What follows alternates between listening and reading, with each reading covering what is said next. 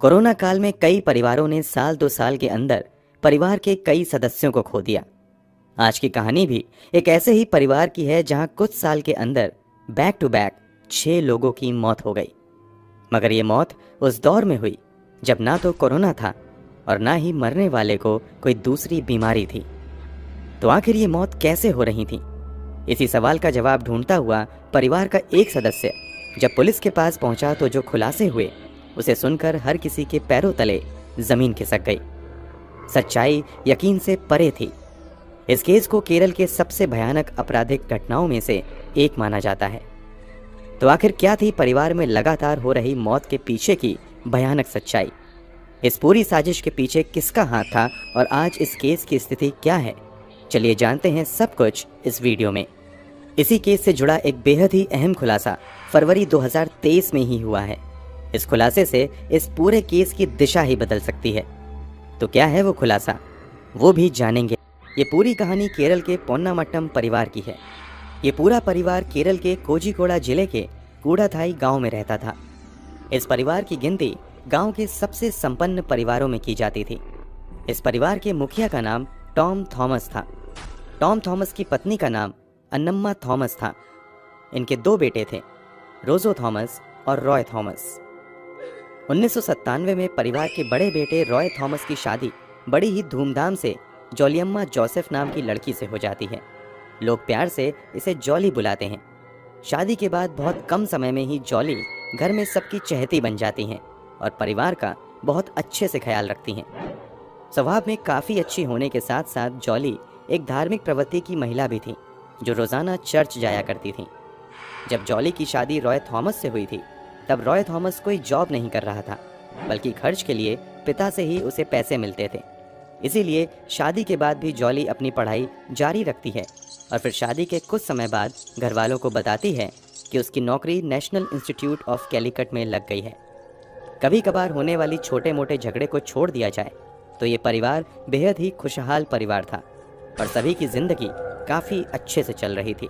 समय यूं ही बीत रहा था कि साल 2002 में जॉली की सास अन्नम्मा थॉमस की तबीयत अचानक से खराब हो जाती है। तुरंत उन्हें हॉस्पिटल में भर्ती कराया जाता है, जहां कुछ दिनों के इलाज के बाद उनकी तबीयत ठीक हो जाती है। इसके बाद उन्हें अस्पताल से घर भेज दिया जाता है। घर आए हुए 2 ही महीने बीते थे कि 22 अगस्त 2002 को एक बार फिर से अन्नम्मा थॉमस की तबीयत खराब होती है। इस बार उन्हें अस्पताल ले जाया जाता उससे पहले ही उनकी मौत हो जाती है। लक्षणों के आधार पर कहा जाता है कि ये मौत हार्ट अटैक की वजह से हुई है।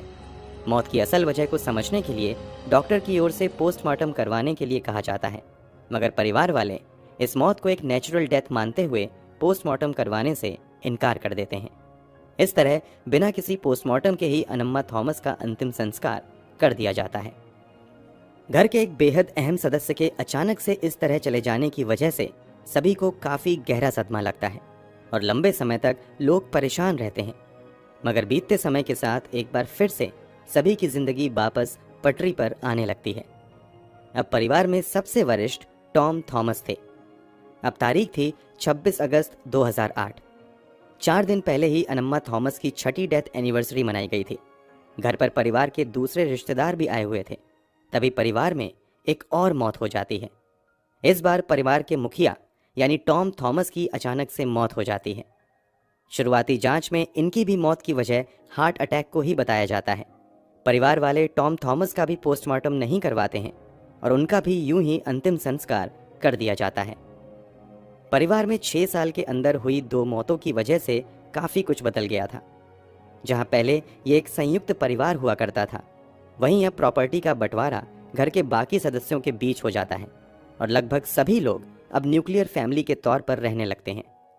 पहले हुई 2 मौतों को लोग भुला भी नहीं पाए थे कि परिवार में अब तीसरे सदस्य की मौत हो जाती है। इस बार 9 सितंबर 2011 को जॉली के पति रॉय थॉमस की मौत हो जाती है। रॉय थॉमस का शव बाथरूम से बरामद किया गया था।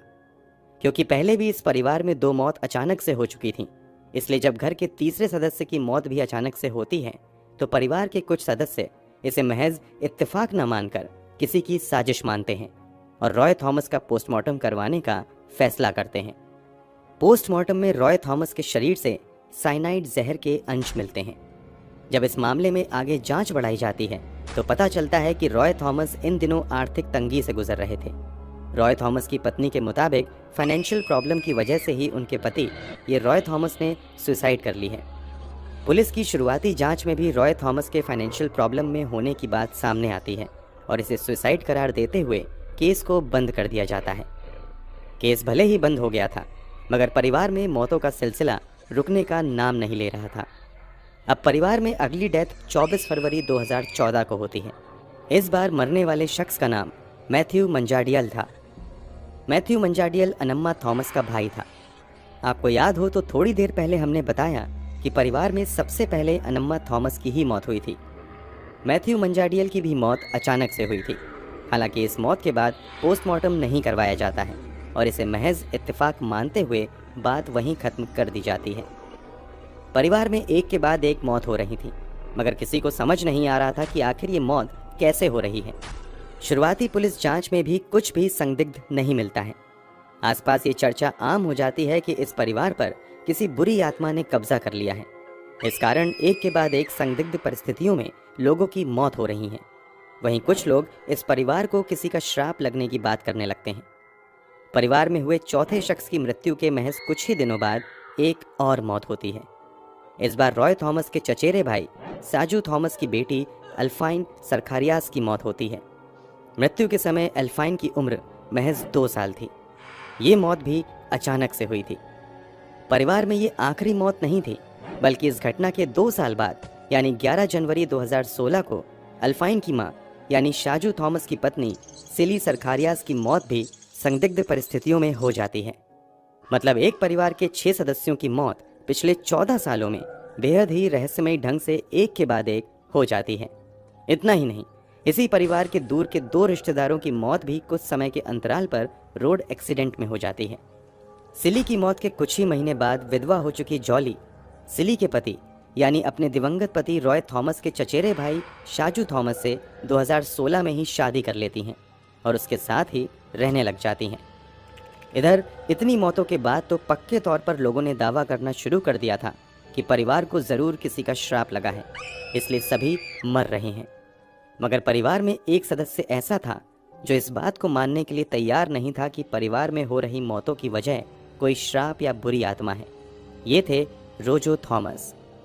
वीडियो की शुरुआत में ही हमने बताया था कि रोजो थॉमस अनम्मा थॉमस और टॉम थॉमस के बेटे तथा रॉय थॉमस के भाई थे। रोजो थॉमस अमेरिका में काम करते थे। परिवार में बैक टू बैक 6 सदस्यों की मौत के बाद इन्हें शक होने लगता है कि ये महज इत्तेफाक नहीं है, बल्कि जरूर किसी की साजिश है। इसी के बाद रोजो थॉमस स्थानीय पुलिस स्टेशन में जाकर एक मामला दर्ज करवाते हैं और पुलिस से परिवार में हुई अब तक की सभी मौतों की गहराई से जांच करने की अपील करते हैं। रोजो थॉमस अपने स्तर से भी जांच शुरू कर देते हैं। जांच के दायरे में अब वही लोग थे जो परिवार में जिंदा बचे थे और परिवार में जिंदा बचे लोगों में अब शाजू थॉमस तथा जॉली जोसेफ रह गई थी, मतलब रोजो के चचेरे भाई और भाभी। पहले तो पुलिस इस जांच को बहुत ज्यादा सीरियसली नहीं लेती है, मगर रोजो थॉमस अपने स्तर से जांच शुरू करते हुए पुलिस के सामने एक बहुत ही चौंका देने वाला खुलासा करते हैं। दरअसल जॉली ने कुछ साल पहले ही बताया था कि वो NIT कैलीकट में बतौर कॉमर्स लेक्चरर काम कर रही हैं, मगर रोजो थॉमस जब इस बात की जांच पड़ताल करते हुए NIT कैलीकट पहुंचता है तो वहां से बताया जाता है कि उनके यहाँ तो कोई जॉली नाम की टीचर है ही नहीं। जॉली ने अपने दावे के साथ साथ NIT कैलीकट में अपने जॉब की एक आइडेंटिटी कार्ड भी परिवार वालों को दी थी। जब इस आइडेंटिटी कार्ड की जांच की जाती है तो यूनिवर्सिटी प्रशासन की ओर से कहा जाता है कि ये आइडेंटिटी कार्ड फर्जी है। इतना ही नहीं, रोजो थॉमस द्वारा की गई जांच पड़ताल में ये बात भी सामने आती है कि अब तक जितने भी सदस्यों की मौत हुई है या फिर अचानक से तबीयत बिगड़ी है, उस समय उन सभी के आसपास जॉली जोसेफ मौजूद थी। 6 मौत, और उन सभी के आसपास जॉली का होना कोई इत्तेफाक नहीं था, बल्कि ये एक बड़ी साजिश की तरफ इशारा कर रहा था। इसलिए पुलिस की शक की सुई भी जॉली की तरफ घूमती है। जिन मौतों को पुलिस पहले नेचुरल डेथ मानते हुए नजरअंदाज कर रही थी, अब एक बार फिर से जांच शुरू की जाती है। रोजो थॉमस द्वारा पुलिस थाने में रॉय थॉमस की मौत के सिलसिले में जॉली के खिलाफ एक लिखित शिकायत दर्ज करवाई जाती है। इसके अलावा 5 अन्य मौतों के मामले में भी जॉली पर ही शक जताया जाता है। मामला दर्ज होने के बाद पुलिस भी जांच की रफ्तार बढ़ाते हुए सबसे पहले कूड़ाथई गांव में ही मौजूद सेंट लॉर्ड्स चर्च के पास स्थित कब्रिस्तान से तथा कोडनचेरी के सेंट मैरी चर्च के पास स्थित कब्रिस्तान से पिछले 14 वर्षों में इस परिवार के दफनाए गए सभी 6 लोगों के शव को निकालती है। इन शवों को फॉरेंसिक जांच के लिए भेज दिया जाता है। वहीं इस मामले की गंभीरता को देखते हुए केरला पुलिस द्वारा दुनिया के कई बेस्ट फॉरेंसिक साइंटिस्ट को इस केस में मदद के लिए बुलाया जाता है। इधर पुलिस भी जॉली जोसेफ को गिरफ्तार करके पूछताछ आगे बढ़ाती है। पहले तो जॉली इन 6 लोगों की मौत में किसी भी तरह के हाथ होने से इनकार करती हैं, मगर जब पुलिस जांच बढ़ाते हुए अपने सवालों की लिस्ट लंबी करती है तो आखिरकार जॉली उनमें उलझती चली जाती हैं और फिर एक दिल दहला देने वाली सच्चाई से पर्दा उठता है। पुलिस के सामने जॉली इस बात को कबूल करती हैं कि उसी ने पिछले 14 सालों में परिवार के 6 लोगों को साइनाइड जहर देकर मारा है। जब पुलिस इन हत्याओं के मोटिव यानी वजह के बारे में पूछती है तो और भी हिला देने वाला खुलासा होता है। सभी की हत्या की अपनी अपनी वजह थी। जॉली द्वारा पुलिस पूछताछ में किए गए खुलासे के मुताबिक सबसे पहले उसने अपनी सास अनम्मा थॉमस की जान साल 2002 में ही लेने की कोशिश की थी, मगर पहली कोशिश में नाकाम रही थी। हालांकि दूसरी बार जब सभी लोग अपने अपने काम में व्यस्त थे तभी जॉली ने चुपके से अपनी सास के मटन सूप में साइनाइड मिला दिया। इस तरह साइनाइड मिला सूप पीते ही कुछ ही देर में अनम्मा थॉमस की मौत हो गई। अनम्मा की जान लेने की वजह यह थी कि परिवार से जुड़े सभी फाइनेंशियल फैसले अनम्मा ही लिया करती थी और पैसों का पूरा हिसाब किया करती थी। ये बात जॉली को पसंद नहीं आई, इसी वजह से उसने अनम्मा की जान ले ली। जॉली ने अपना दूसरा निशाना अपने ससुर टॉम थॉमस को बनाया था।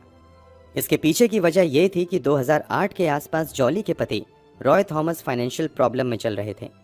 इस पर जब उसने अपने पिता से कुछ मदद मांगी तो टॉम ने बेटे रॉय थॉमस के हिस्से की 2 एकड़ जमीन बेचकर पूरा पैसा जॉली और रॉय थॉमस को दे दिया। इसके साथ ही उन्होंने ऐलान कर दिया कि अब इसके बाद परिवार के बाकी बचे प्रॉपर्टी में इन दोनों का कोई हिस्सा नहीं होगा। बस इसी के बाद पहले साजिश के तहत जॉली ने प्रॉपर्टी के फर्जी दस्तावेज बनवाए, जिसमें बाकी बची दौलत में भी रॉय थॉमस और जॉली को पूरा हिस्सा दिया गया। इसी के बाद टॉम थॉमस के खाने में भी जॉली ने चुपके से साइनाइड मिला दिया, जिसे खाते ही टॉम थॉमस की भी मृत्यु हो गई।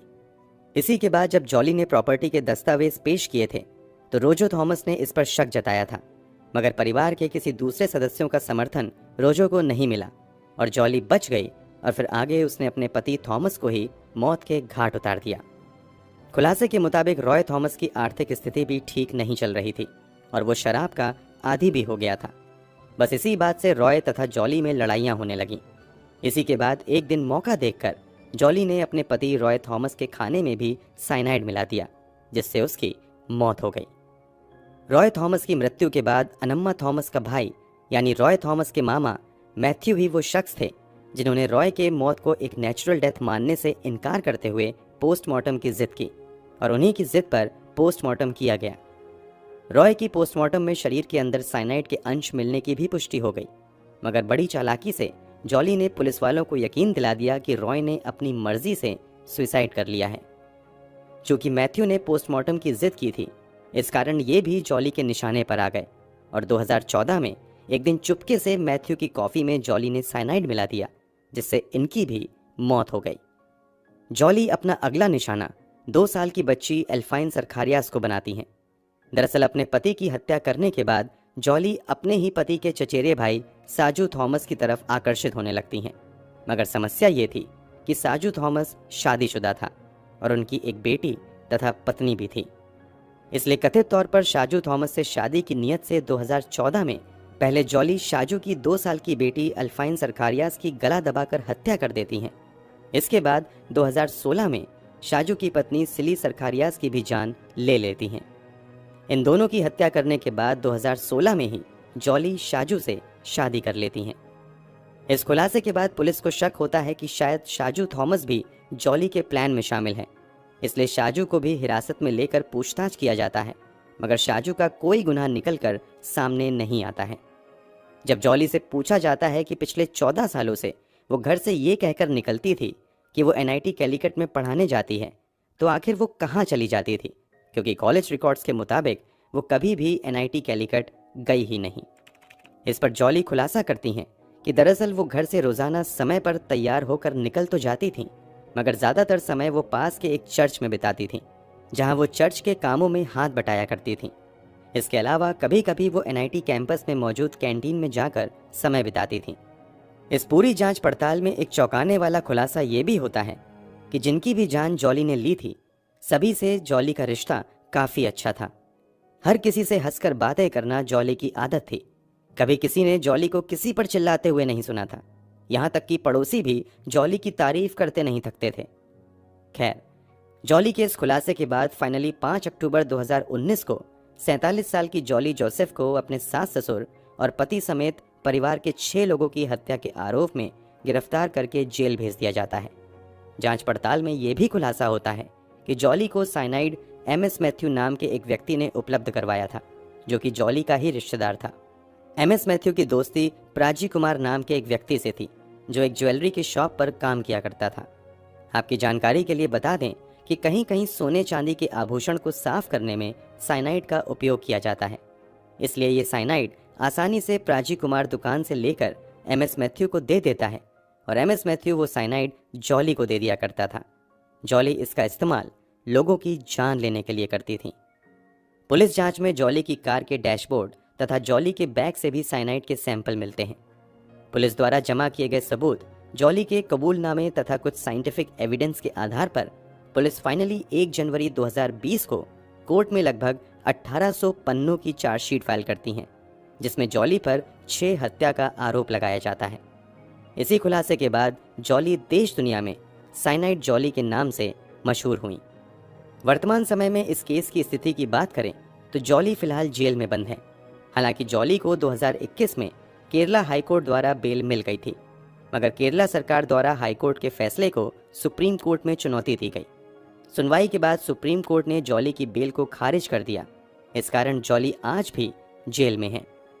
इन्हीं सब खुलासे के कुछ ही महीने बाद जॉली के दूसरे पति यानी शाजू मैथ्यू ने भी कोर्ट में जॉली से तलाक की अर्जी डाल दी। वैसे तो इस केस की जांच चल ही रही है, मगर फरवरी 2023 में इस केस से जुड़े कुछ नए खुलासे हुए हैं। दरअसल केरला पुलिस द्वारा लाश को उन सभी के कब्र से निकालकर जांच के लिए हैदराबाद के CFSL लेबोरेटरी भेजा गया था। यहां जांच के बाद रिपोर्ट्स में कहा गया कि बरामद किए गए 6 में से 4 शवों में साइनाइड के अंश नहीं मिले हैं, जबकि 2 शवों की जांच अभी भी हो रही है। इस दावे के बाद केरला पुलिस की ओर से बयान दिया गया है कि क्योंकि इस हत्या के कई वर्षों बाद शवों को निकालकर जांच की जा रही है, ऐसे में साइनाइड के अंश मिलना बहुत मुश्किल है। पुलिस के मुताबिक भले ही जांच में साइनाइड के अंश ना मिले हों, मगर जॉली का कबूलनामा और सर्कमस्टेंशियल एविडेंस इतने स्ट्रांग हैं कि जॉली का गुनाह कोर्ट में साबित हो जाएगा और उसे कड़ी से कड़ी सजा